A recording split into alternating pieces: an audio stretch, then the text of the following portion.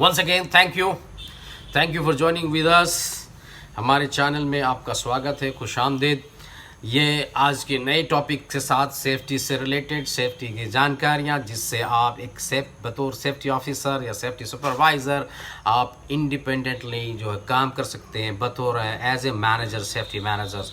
मैं एश्योर करता हूँ कि इतनी मालूमात आपको मुहैया होगी इस चैनल के द्वारा, इस चैनल के माध्यम से, जिससे आप बतौर सेफ्टी ऑफिसर, सेफ्टी सुपरवाइज़र होते हुए भी आप एज ए मैनेजर्स काम कर सकते हैं। You can challenge your self in the work field for the being a safety professional, having the profound knowledge relevant to the safety department and safety concerned subject.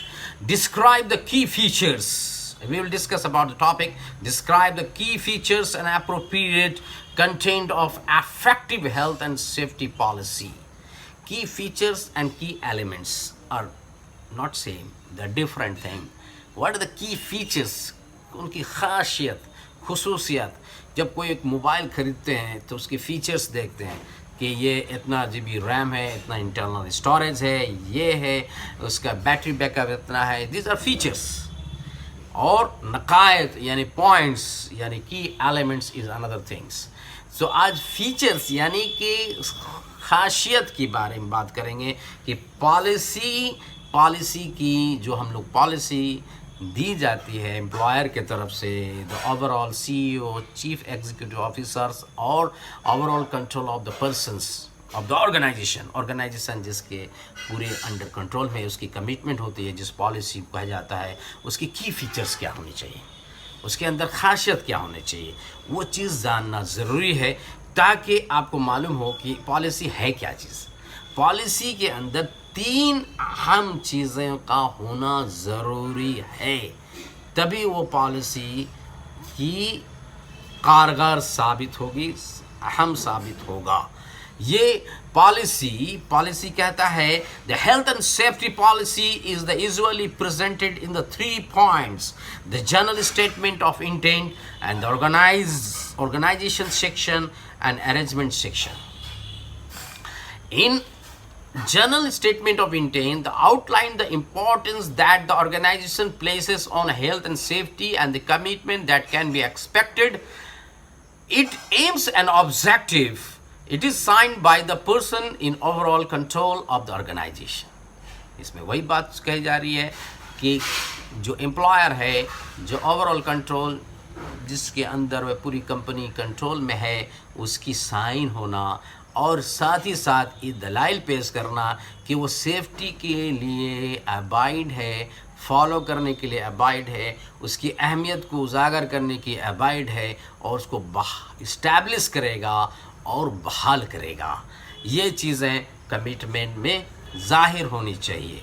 वो व्यक्ति जो CEO यानी chief executive officer है company का, या MD है, managing director है company का, उसकी एक कमिटमेंट होनी चाहिए सेफ्टी के लिए।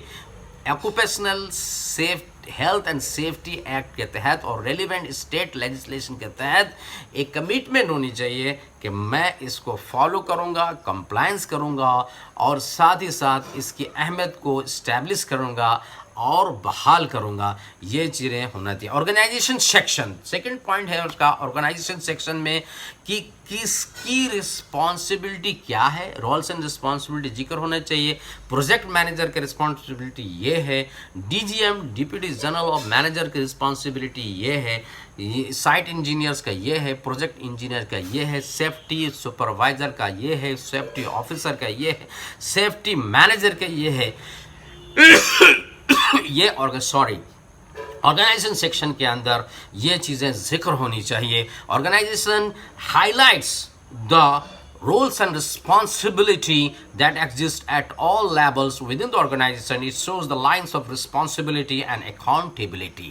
हमारी accountability क्या है, हम सिर्फ being a safety person क्या कर सकते हैं, हमारी जिम्मेदारी क्या है, हमारी बाउंड्रीज क्या है, ये मालूमात उजागर होनी चाहिए। ऑर्गेनाइजेशन सेक्शन में जो पॉलिसी लिखी जाती है उसके अंदर ये उजागर होनी चाहिए। Next third point is the management section, arrangement section.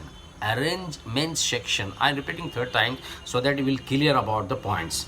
First is general statement of intent, second is organization section, third one is arrangement section.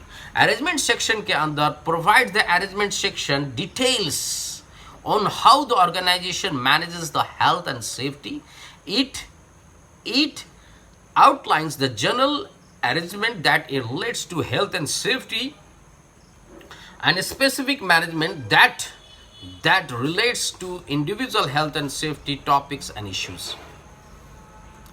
मैं आपको कहना चाहूँगा कि इस अरेंजमेंट सेक्शन के अंदर कि general arrangement, specific management. General arrangement के तहत हेल्थ एंड सेफ्टी का क्या प्रोग्राम है, आप सेफ्टी ओरिएंटेशन, नया न्यू कमर्स एम्प्लॉयज़ के लिए सेफ्टी ओरिएंटेशन लेते हैं, उसके बाद safety पीपीज़, mandatory पीपीज़, personal protective equipments provide करते हैं, उसके बाद वेलफेयर फैसिलिटीज़ उसको प्रोवाइड करते हैं, उसके बाद उसके साथ ही साथ आप जो भी काम लेते हैं वो वर्क मेथड स्टेटमेंट्स के तहत लेते हैं।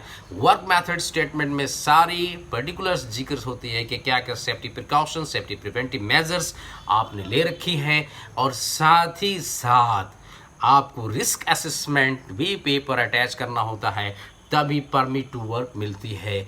इसके अलावा आपको information, instruction, training and supervision, ये सारे चीज़ें उल्लेख होना चाहिए अरेंजमेंट सेक्शन में कि मैं इस चीज़ को बहाल करने के लिए बाध्य हूँ। इस्टेब्लिशमेंट एंड इम्प्लीमेंटिंग, ये चीज़ काम कर रही है कि नहीं या एक्सेप्टिंग है कि नहीं, this is can be ensure by the audit से मेक श्योर किया जा सकता है, या एक्शन फॉर इम्प्रूवमेंट से हम जब एवालुएट करेंगे, उसके बाद एक्शन फॉर इम्प्रूवमेंट्स हैं, उसके बाद ऑडिट्स हैं, फिर कंटिन्यूअल इम्प्रूवमेंट है। मेक श्योर कुछ न कुछ वर्क साइट पे डिफिशेंसी रहती है, इसके माध्यम से इन चीज़ों को पूरा किया जा सकता है, इस्टेब्लिश किया जा सकता है और इम्प्लीमेंट किया जा सकता है। होपफुली हमारी इन बातों से आपको बहुत सारी चीज़ों का